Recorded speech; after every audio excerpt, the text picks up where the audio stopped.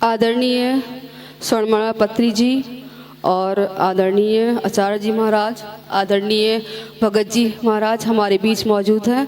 बाकी सभी भक्तगण, अब हमारे बीच पूज्य भगत जी महाराज अपना मार्गदर्शन करेंगे साधना के लिए। पूज्य भगत जी महाराज। ओम परम श्रद्धेय पूज्य आचार्य जी, परम श्रद्धेय पूज्य माता पत्री जी, परम श्रद्धेय पूज्य इस साधना में सम्मिलित हुए साधक, आप ये 3 दिवसीय शारदोत्सव साधना सत्र में शामिल हुए। श्रद्धा और विश्वास के साथ, लगन के साथ, प्रयत्न पूर्वक अनवरत साधना आपने की और इसके लिए आपको बहुत बहुत बधाई और बहुत बहुत शुभकामनाएं कि आपका भविष्य उज्जवल हो और आपकी साधना और ज़्यादा प्रगति करे। इस अवसर पर आपने साधना से जो कुछ हासिल किया उसे अब अपने जीवन में, पूरे जीवन में को भी इस साधना में बनाना है। ये साधना सजगता की साधना है, वर्तमान में जीने की साधना है कि आप सांस की सांस करते हो, वहाँ सजगता बनाए रखते हो। तो जो सजगता होती है वो भविष्य की नहीं होती है, भूतकाल की नहीं होती है, सजगता वर्तमान के लिए होती है। तो पूरा जीवन अब वर्तमान में जीना शुरू करो। तो भविष्य में जो कुछ घट गया उसे वापस नहीं ला सकते, वो चला गया सिस्टम में। भविष्य में जो हो गया वो नियत के हाथ है, उसके हाथ है, इसलिए उस पर कुछ नहीं अभी करने का नहीं है। अभी करने का हमारा जो करने का कार्य है वो वर्तमान पर है। अगर हम भविष्य भी कैसा बने, मंगलमय बने, अच्छा बने, तो हम वर्तमान को तो ठीक करेंगे तब भविष्य ठीक ठाक बनेगा। तो हमारा पूरा फोकस, पूरा समय, पूरा ध्यान वर्तमान कैसे सुंदर तरीके से जिया जाए। वर्तमान में जो भी हमसे चिंतन हो, जो भी विचार हमसे करें, वो कितना पवित्र और सर्वहितकारी हो, सब कल्याणकारी हो। हमारी जो भावनाएं हों पूरी तरह से पवित्र हों, जिससे किसी का अहित न छिपा हो, सबका उदय छिपा हो। ऐसी भावनाओं को हम जन्म देते रहें और वैसे चिंतन को और उन्हीं के अनुरूप वैसे कर्मों को ये संभाल के हमें पूरे जीवन में सजग रह करके जिएंगे तो कहीं गलतियां नहीं होंगी। जो भी कर्म करेंगे वहाँ सजगता बनाए रहेंगे। जो कर रहे हैं वो ठीक कर रहे हैं कि नहीं कर रहे हैं, क्या हमें जो क्षमताएं दी गई हैं शारीरिक और मानसिक, उन क्षमताओं का सही उपयोग करके कुशलता पूर्वक कर रहे हैं कि नहीं है, कि बेगार कर रहे हैं और ठीक दृष्टिकोण से करो, उस कर्म से किसी का नुकसान तो नहीं है।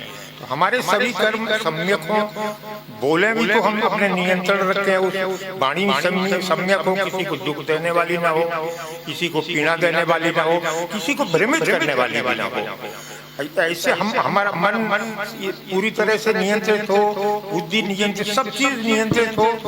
क्रियाएं अर्थोपार्जन के लिए वो करेंगे हम अपने जीविकोपार्जन के लिए, तो वो भी सम्यक जीविकोपार्जन करें, एक साधन का उपयोग करें। जिस ऐसे किसी साधन से जीविकोपार्जन न करें जिससे समाज का अहित होता है, समाज को नुकसान होता है। तो हम इस हिसाब से अपने जीवन को सजगता के साथ जिए। यहाँ से सीखने के बाद अब सिर्फ 1 घंटा बैठ करके और 10 घंटा हम इन कामों में इनमें राग रंजित होकर के, इनसे द्वेषित होकर के, इनमें रस लेकर के अगर हम ऐसा करते रहेंगे तो ये पर्याप्त नहीं होगा। इससे हमारे जीवन नहीं बदलेगा और जीवन में आने वाली कठिनाइयां समाप्त नहीं होंगी। ये सब कुछ कचरा योग्य तो भरा रहेगा, क्योंकि एक और हम 1 घंटा प्रयास कर रहे हैं मन को एकाग्र करके धीरे धीरे, और एकाग्रता में मन सूक्ष्म होता है, सूक्ष्म होता है तो ताकतवर होता है, तो उससे हम अपने विकारों को निकालने में मदद मिलती है। तो ये सब एक और कर रहे हैं कुछ घंटों के लिए, तो जो पूरा जीवन जी रहे हैं उस पर गौर नहीं कर रहे हैं, वो सजगता से नहीं जी रहे हैं। तो फिर यहाँ थोड़ा बहकता रहेगा, यहाँ दूषित होता रहेगा, तमाम अब गुण हमें प्रवेश करते रहेंगे, हमारी आदतें ऐसी गलत दिशा में बहने लगेंगी, तब फिर हम ये पूरा कोई मतलब नहीं होगा। तो यहाँ हम जितना भी करें फिर पूरे जीवन को ठीक संभाल के जिए और जागरूक होकर के जिए। जो भी करें जागरूक होकर के करें, सचेत होकर के करें, ठीक है कि नहीं ठीक है। इसलिए विवेक बुद्धि हमेशा बनाए रखें। और जो वेग इसलिए निकालना जरूरी है कि विवेक बुद्धि है, समझ हमें हो जाती है। तमाम सत्संग सुनने के बाद ये ज्ञान हो जाता है कि ये उचित है या अनुचित है, इससे हमारा हित है कि अनित है, हमारा ही उचित अनित है, ये पुण्य शुभ काम है कि अशुभ काम है। लेकिन जो हम अपनी कमजोरियां दोष दुर्गुण पाल लेते हैं, जैसे कुछ कामनाएं गहरी पाल ली, वासनाएं गहरी पाल ली, कुछ ऐसी अपनी मान्यताएं बना ली जिनके अनुकूल ना हो, जो परिस्थितियां ऐसी सजा ली तो उन पर हम पर क्रोध उत्पन्न होता है, हमारे जो अनुकूल ना चले, अनुकूल कोई परिस्थिति ना आए, अनुकूल व्यक्ति ना हो, अनुकूल व्यवहार ना हो, ऐसे जो बन लेते हैं, ये अगर अधिक वेग के पूर्वक वेगवान हो जाते हैं ये विकार, तो उस समय ये विवेक दब जाता है, नष्ट हो जाता, काम नहीं करता। ये विवेक शक्ति जहाँ शून्य हो जाती है तो हम सब जानते हुए वो जानना हमारा उस समय ध्यान में नहीं आता, स्मृति में नहीं आता। फिर वो जो आवेग आता है कामना का, वासना का, क्रोध का, मोह का, लोभ का, तृष्णा का, ये हावी हो जाता है, विवेक दब जाता है, विवेक स्मृति शून्य हो जाता, तो फिर हम उसी के प्रभाव में होकर के वो गलतियाँ करने लगते हैं, फिर उस समय हमारा बस नहीं होता है। तो इसलिए हमारा ये विकार हटाना आवश्यक है, क्योंकि ये अगर भरे रहोगे, ये उत्तेजनाओं या तृष्णाओं को, लोभ को, लालच को, या और भी तमाम प्रकार की भी विषय संबंधित वासनाओं को, कामनाओं को, किसी चीज़ की अर्थ या किसी चीज़ की, इनको अगर और महत्ता देते रहोगे, इनसे अगर सुखानुभूति की सोच बनाते रहोगे, तो फिर ये सुखानुभूति सोच इन तरफ प्रेरित करती रहेगी आपको। तो आपको फिर ये जीवन में ठीक जानने के बाद भी आप जो करना चाहिए, जो आपकी अंदर समझ बैठी हुई है, वो समझ का उपयोग नहीं कर पाते हो उनके आवेग के कारण। उस समय विवेक दब जाता है, उस समय विवेक की विस्मृति हो जाती, सारा ज्ञान उसमें ध्यान नहीं रहता, विस्मृति में चला जाता, वो स्मृति में नहीं आता। इसलिए हमें इन आवेगों को नियंत्रण करना आवश्यक है। इनको हम पूरी तरह से हमारे नियंत्रण में हों। क्रोध, काम, जो विकार, काम, क्रोध, लोभ, मोह, ममता, अहंकार, ये सब चीज़ें पूरी तरह हमारे नियंत्रण में हों, पूरी तरह हमारा इन पर अधिकार हो कि ये इतना हावी ना हो जाए कि विवेक काम ना करे। तो ऐसा हम कब होगा, ये नियंत्रण कब होगा? ये हम अपने जो प्रोसेस है इनको निकालने का, साक्षी होकर इनको देखने का और नए न करने का। नया कोई हम ऐसा चिंतन न करें, नए कोई ऐसे भाव न बनाएं, इनमें रुचि न रखें, उन चिंतनों में, उनके परिणामों में सुख की अनुभूति न करें कि इससे ठीक लगेगा, या तो हम तो नया तो कोई करेंगे ही न कोई कर्म करें, तो नया करें नहीं, और जो भरा है उसको साक्षी होकर के देखते रहें इस ध्यान के प्रोसेस से। तो ये विकार हमारे हटेंगे। जब विकार हटेंगे, उनके वेग खत्म होंगे, तो थोड़े बहुत जो कुछ रहेंगे वो तुम्हारे नियंत्रण में रहेंगे। अब वेग जब ज़्यादा हावी हो जाता है, आपके नियंत्रण से बाहर हो जाता है, आप रोक नहीं पाते उन्हें, तब फिर आपका जाना हुआ उस समय याद नहीं रहेगा, ये विवेक दब जाता है, एक तरह से आपके लिए नष्ट हो जाता है उस समय। फिर आपसे उस आवेग के बस होकर के आप काम करोगे, जैसे लोभ के बस होकर के, लालच के बस होकर के कुछ अनर्थ करते रहते, अनर्थ तरीके को उत्पादन करते रहे, जिससे समाज का आयत है लेकिन हमें फ़ायदा ज़्यादा दिखाई देता है। अच्छे पदों पर बैठकर सुविधा शुल्क लेते रहते हो, क्योंकि उसमें लगता है कि ये जनरल चल रहा है, तो अब हम अकेले को क्या होगा। ऐसी सब तर्क आते रहते हैं और हमसे गलतियाँ होती रहती हैं। तो हमें अब यहाँ के बाद जो हमने समझा, जो मन को एकाग्र किया, तो ऐसी एक समझ विकसित की ज़रूरत है, ऐसी एक संकल्प बनाने की ज़रूरत है, ऐसी एक निष्ठा को कायम रखने की ज़रूरत है कि अब हमसे ऐसी भूल हम किसी काम में नहीं करेंगे। जिनके कारण ये विकार आए, ये विकार तो हटाएंगे ध्यान से, लेकिन जिनसे ये विकार बनते हैं उन्हें भी रोकेंगे। आगे अगर हम ये बनना जारी रखेंगे तो फिर तो इनका कभी अंत ही नहीं होगा और उनको भी रस मिलता रहेगा। तो इसलिए हम आगे के लिए ये इनका पैदा होना बंद करें, इनका उत्पादन बंद करें, इस प्रकार का चिंतन न करें, विषयों में हम सुख की सुखानुभूति न सोचें, जीवन भोगमय न बनाएं, योगमय बनाएं। हम क्योंकि अगर हम बाहर की चीज़ों से सुख लेने की सोच हम बनाएंगे तो बाहर की चीज़ें तो नश्वर हैं, दिन पे नित्य नहीं होती हैं। तो इनमें तो एक तो उसी समय उनके पीछे दुख छिपा है, क्योंकि जिस माना कि इनके संयोग बने रहने से हम सुख का जो हमने मान्यता बना ली है, तो वो अगर जब हम क्षय होती है तो उसकी प्रतिक्रिया में स्वाभाविक दुख होगा, क्योंकि हम उसी को संयोग को सुख मान बैठे हैं। वियोग होगा तो स्वाभाविक दुख होगा, उसे हम रोक नहीं पाएंगे, क्योंकि हमने ऐसा सोच बना के बैठे हैं। तो इसलिए फिर हमें इस प्रकार से अब नया कुछ गलती नहीं करनी है, नया गलती नहीं करनी है। इसलिए पूरी तरह से निष्काम जो भी कर्म कर, और कर्म पूरे प्रयत्न से करना है, क्योंकि ये जगत में आने के बाद हमें तमाम जो भी हमारे लेन देन रहे, जिनसे भी हमने सेवाएं ली, सहयोग लिया, जिन्होंने आपको श्रम दिया, कष्ट सहे आपके लिए, उनके पीछे के प्रति भी तो आपके कर्तव्य हैं। इस समाज के प्रति, इस प्रकृति के प्रति जिनसे आपका जीवन चल रहा है, उन कर्तव्यों को भी ईमानदारी से निभाना है उसके तहत, और उनमें सुखानुभूति नहीं करना है, ये भोग का मार्ग। इसलिए कामना को पूरी तरह छोड़ देना है।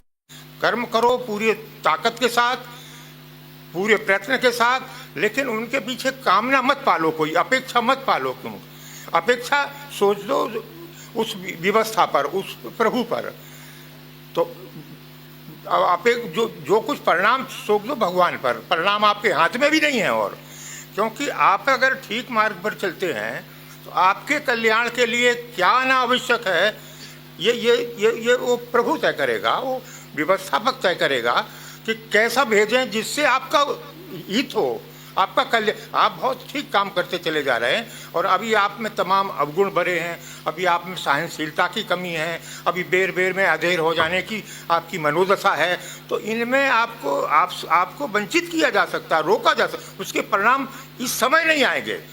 परिणाम ऐसा नहीं कि कोई कर्म का परिणाम खत्म हो जाता है, समय को आगे पीछे किया जा सकता है।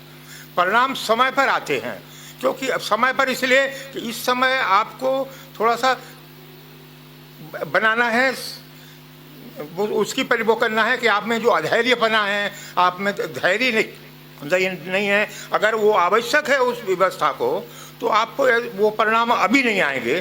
फिर आप अपने धैर्य का विकास कर सको, धैर्य को पराकाष्ठा तक ले जा सको, अपने जीवन बना सको, अपना गुण बना सको, और गुण की परिपक्वता तक ले जा सको, कि कभी आप अधैर्य होकर के विचलित ना हो। विचलित होगे तो चित्त की समता गड़बड़ाएगी, चित्त की समता गड़बड़ाएगी तो खिन्नता पैदा होगी, तो फिर उसी में चले जाओगे। मतलब ये थोड़ा सा वैज्ञानिक ढंग से सोचो।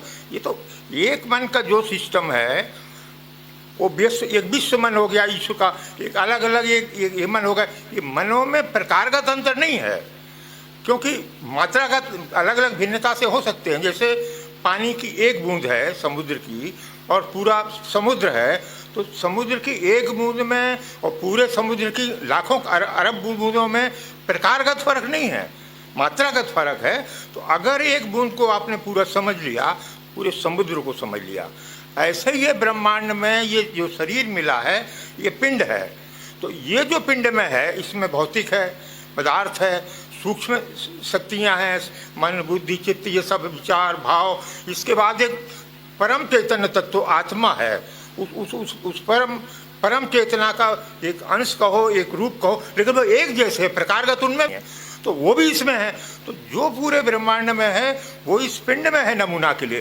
तो अपनी पूरी सामर्थ्य इस पिंड के अध्ययन में आप लगा दोगे, अपनी पूरी सामर्थ्य इस मन को समझने में लगा दोगे, तो इनके प्रकार एक जैसे। ये तो यंत्र हैं, इन्हें सब दुख सुख के कारण होते हैं, वो झंझटों के, दबावों के, कारण तो होते हैं। तो वो हम इसको इस हिसाब से समझ करके, अगर हमने इसको ठीक कर लिया, इस पर हमारा नियंत्रण हो गया, इसे पूरी तरह से परिष्कृत कर दिया, पूरी तरह से निर्मल और शुद्ध कर दिया, तो फिर आपका मन की वो सामर्थ्य हो जाएगी, आपकी बुद्धि की वो सामर्थ्य हो जाएगी, आपकी चेतना उस स्तर की सामर्थ्यवान हो जाएगी। फिर पूरी दुनिया की चीज़ समझ लोगे, और इस पर नियंत्रण है तो पूरी दुनिया के सिस्टम पर नियंत्रण करने की सामर्थ्य आ जाती है। इस चेतना जैसे जैसे विकसित होगी, उस लेवल का नियंत्रण की सामर्थ्य आएगी आपकी वाणी में, आपके मन में। फिर ये एक जो जैसे कैसे कि आज किसी का ऑरा, किसी का एक आभा वो प्रभावित करती है, उसके लोगों के मन प्रभावित होने लगते हैं। एक समय कोई महापुरुष उठते हैं और आधा बहुत बड़ी जनसंख्या उस प्रवाह में बहती है, क्योंकि वो उनका लेवल बड़ा उठा। तो लेवल जब उठता है तो पूरा समाज का थोड़ा स्तर धीरे उठता है पूरा, क्योंकि वो उन्होंने पूरी तरह से इस पिंड को समझा और पिंड को पूरी तरह से परिष्कृत किया, पूरी तरह से इसका परिमार्जन किया, पूरी तरह से निर्मल किया। तो पूरी तरह से निर्मल किया, निखर करके फिर वो जो आपके ही अंदर जो चेतना है, वो जो सर्वशक्तिमान जो चैतन्य आत्मा है, वो जिसे अव्यक्त ब्रह्म कहा, वो उसका व्यक्त भाव इससे माध्यम से प्रकट होने लगता। अब उसमें विकार बाधक है, मनोबुद्धि में जो हमने विकार भर लिए चित्त पर, ये बाधक है कि उसकी सामर्थ्य को व्यक्त नहीं होने दे रहे हैं। जब हम उसकी सामर्थ्य को व्यक्त होने देते हैं तो फिर ये आपका तो कल्याण होगा। आप भी बाहर से सुख के अपेक्षा नहीं करोगे, क्योंकि सुख स्वरूप आपकी ही अपनी आत्मा है। फिर बाहर से क्या अपेक्षा करोगे, कामना कहाँ खड़ी करोगे, क्या चाहिए फिर आपको? फिर आप अचाय हो जाओगे, फिर ये कोई ज़रूरतें आपको नहीं होंगी, क्योंकि उस देह को कोई ज़रूरत नहीं, आत्मा को कोई ज़रूरत, उसकी पदार्थगत देह नहीं है, उसकी चैतन्य देह है। और वो सिर्फ होने मात्र से ही, उसकी उपस्थिति मात्र से ही वो आनंद स्वरूप है, चैतन्य स्वरूप है, ज्ञान स्वरूप, सब कुछ उसके पास है। अब ये बीच का जो कचरा है, ये पर्दा, इसके कारण वो अव्यक्त नहीं हो पा रहा। तो हमारे भावों में, मनों में लगता है हम छोटे आदमी, यहाँ हम खड़े हो गए, भूल यहाँ हो गई और कहीं नहीं है भूल है। तो आप इसको पूरी तरह ठीक कर लोगे तो फिर ये सब पूरे जगत को ठीक करने की आप में सामर्थ्य पैदा हो जाएगी। हजारों करोड़ों लोग इनके जिनके पीछे लग जाते हैं, उनके पीछे यही विद्या है। और ये अकेला वो नहीं, उनकी अपनी साधना से उनने ऐसी स्थिति की अपनी चेतना को पहुँचाया कि फिर वो प्रकट होने लगता है, फिर वो चैतन्य अव्यक्त ब्रह्म व्यक्त होने लगता है। प्रत्येक की आत्मा फिर वैसे ही काम करने लगती है, जैसी भी किसी महापुरुष की हुई वैसी ही आपकी है, संभावनाएं वैसी हैं, सामर्थ्य वैसी है, सिर्फ हम वो कर नहीं रहे हैं। और हम होंगे कैसे? जो कुछ भी ये भरा है, ये निकालने की प्रक्रिया, नया कुछ हम ऐसा ना भरें जो हमें सीमित करे, जो हमें एकांगी बनाए, जो हम व्यक्तिगत बनाए, सार्वभौमिक ना बना सके। जैसी आत्मा उस परमात्मा का अंश है जो सर्वव्यापक है, अगर हमारा ये कोई छोटा सा स्वार्थ पकड़ के भी रहोगे, थोड़ा सा अहंकार ये जो हमने निर्मित किया है उसे पकड़ के रहोगे, तो फिर सीमित घेरे में हो जाओगे। आपका अपना नाम, आपकी अपनी योग्यता, आपकी अपनी जानकारियाँ, वो एक घेरा सा बना लोगे, उसमें सीमितता है। और वो तुम अंश हो असीम के, जहाँ कोई वो नहीं है, बैरियर नहीं है, तो वो स्थिति को आप ला सकते हो। अगर इसलिए आप यहाँ के बाद, यहाँ जो आपने अभ्यास किया है सब विकारों को निकालने का, इतने समय में कोई आपने गलत, उस समय ध्यान के समय गलत सोचा नहीं, ये करने के बाद इसे फिर पूरे जीवन में प्रयोग करो। जो भी काम करो, ऐसा नहीं कोई काम करके सब काम करना छोड़ देंगे। सबकी अभी अपनी जिम्मेदारियां हैं, सब अपने उनके लेन देन हैं, उन्हें तमाम अपने वो पटाने हैं, इसलिए उनका जन्म हुआ। तो वो अपने ये सब ईमानदारी से कर्म करो। इसके बावजूद जानते रहो, वहाँ खड़े रहो कि हम आत्मा हैं। तो फिर ये इनके जो भी इनमें गड़बड़ होगा, जो भी कुछ होगा, अब गड़बड़ तो हम इसलिए मानते हैं कि हमने माना ऐसा ठीक है, ऐसा नहीं ठीक है, सब ठीक है। जो भी आएगा आपके कल्याण के लिए आएगा, तो उसको अपने कल्याण के लिए, अपने विकास के लिए उस दृष्टिकोण से लेते रहो और अपना कल्याण करते रहो। जो भी आए उसमें धैर्य के लिए, सहनशीलता के लिए, सहने के लिए ये तप बन जाएगा आपका, इसे आप शक्ति अर्जित करोगे। तो ऐसे जीवन जीना शुरू कर दो, पूरे ताकत से काम करो, ईमानदारी से काम करो, और जो कुछ आए वो समझो कि हमें कल्याण के लिए यही आवश्यक था, यही आना था, चाहे हम कैसे ही कुछ करते। क्या कामना से नहीं आता है, एक व्यवस्था, एक सिस्टम से आता है, व्यवस्था से आता है, उस प्रभु के विधान से आता है। तो आएगा उस विधान के कारण। तो विधान के कारण जो आए वो हमारे हितकर होता है, कल्याण के लिए आता है। अब चूंकि हमने मान लिया कि ऐसा है, अनुकूल ऐसा है, तब सुखकर है, तब ठीक है। तो सुखकर अलग चीज़ है, कल्याणकर अलग चीज़ है। तो अब ऐसा मान नहीं आता है तो खिन्न हो जाते हैं, फिर वो काम करना छोड़ देते हैं। ये हमारी अज्ञानता, इसका कारण अज्ञानता है। हमें इस सिस्टम के बारे में जानकारी नहीं है, इस सत्य को हम ठीक ढंग से हम नहीं समझा हमने।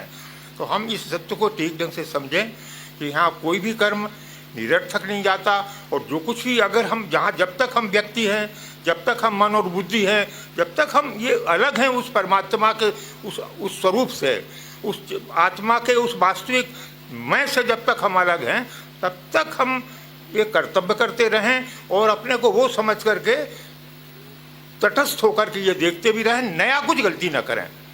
तो हम तब नहीं करेंगे जब हम वर्तमान पर ध्यान ज़्यादा देंगे। हम ये ना सोचें भविष्य में ये होगा और कैसे होगा, फिर उसके लिए फिर आतुर हो जाएं, भूत में क्या घट गया उसके पश्चाताप में इस वर्तमान को बेकार नष्ट करते चले जाएं।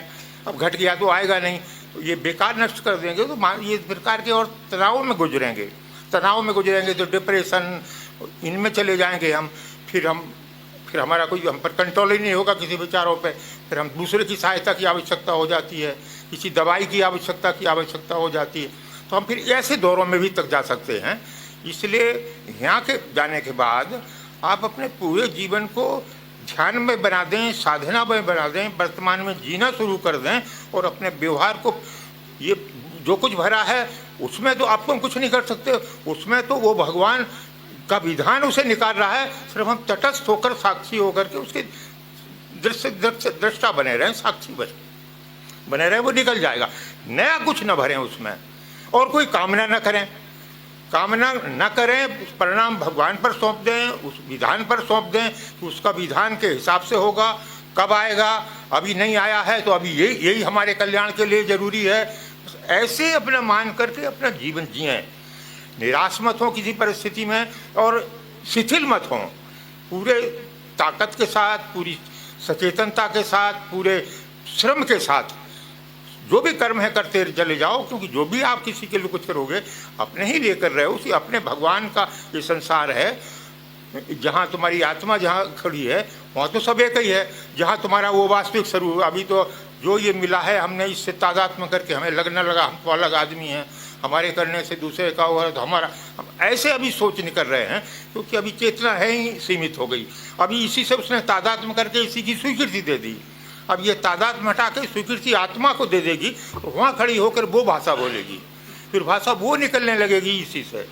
तो इसलिए यहाँ से जाने के बाद आप अपने ये कुछ समय तो ये साधना करते रहें, इससे कि आपका अभ्यास बने, आपको एक प्रक्रिया का थोड़ा ज्ञान हो, और उस प्रक्रिया को व्यवहारिक जीवन में पूरा उतारें। ऐसी आपसे प्रार्थना है, और ऐसी भगवान से प्रार्थना है कि आपको यहाँ आने से आपका थोड़ा सा मन मजबूत हो, आत्मबल मजबूत हो, और अपने व्यवहारिक जीवन में बहुत ईमानदारी से वर्तमान क्षणों को में जागृत रहते, जागरूक रहते हुए, सजग रहते हुए, बड़ी ईमानदारी से साफ सुथरा अपना काम करें, साफ सुथरा चिंतन करें, साफ सुथरा भावना भरें रखें, और किसी प्रकार की अपेक्षा न रखें किसी से। बस ऐसी प्रार्थना है, और कि आप अपना इसके बाद जाएंगे तो आपका जरूर कल्याण होगा। ओम शांति शांति शांति।